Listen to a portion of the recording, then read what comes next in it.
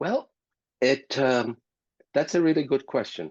I think it varies a lot because the institutions that submit are very different.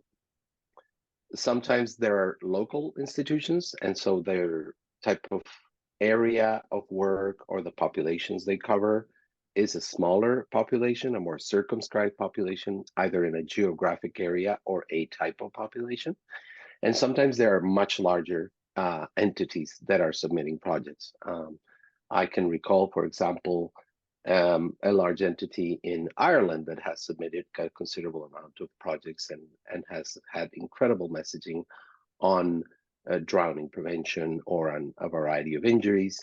And they have done an amazing job. So they combine a series of tools that are both written or more interactive videos, etc. So it varies considerably.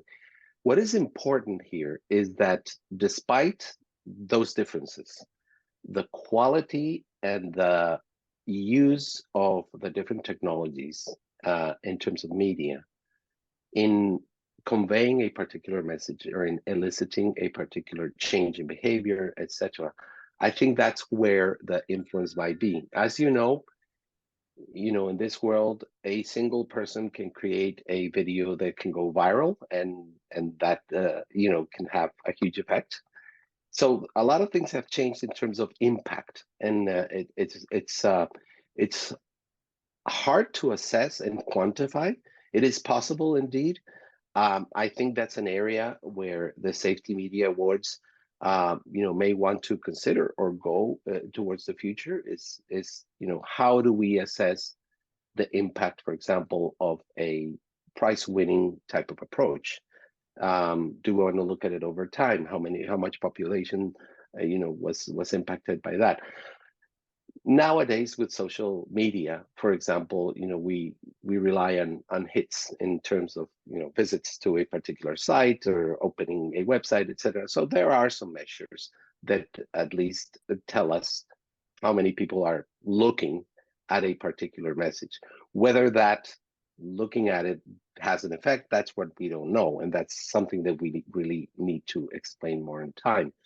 But I think the quality and the one of the reasons why some of these institutions actually get the awards is because of the way the messages are constructed, the clarity of the messages, the tools that they use that don't have to be high tech. I mean, I've seen some that are incredibly simple. They're cartoons in static sheets, but that have a very, very clear message. And so that type of quality, I think, for the judges, we are obviously, I'm one of them. We are many. We come from a variety of different disciplines. Some people are experts in media. I am not. I am an expert in injuries, but not in media technologies, etc. So the people who bring that expertise actually might have a different opinion, and it's the joint effort that we eventually end up judging. In doing that, we believe that those institutions that get these awards are the ones that have more impact. How that is measured, it can be measured, as I mentioned, in different ways. Electronically, one can measure that, but also sometimes the same institutions that submit this information tell us about the population that is affected or that they intend to affect.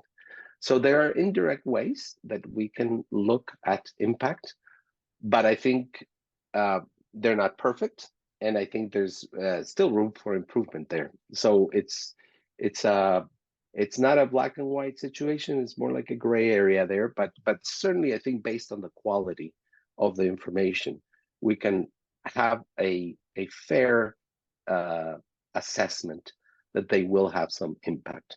And then the other thing is the persistence of some of these institutions. They come back.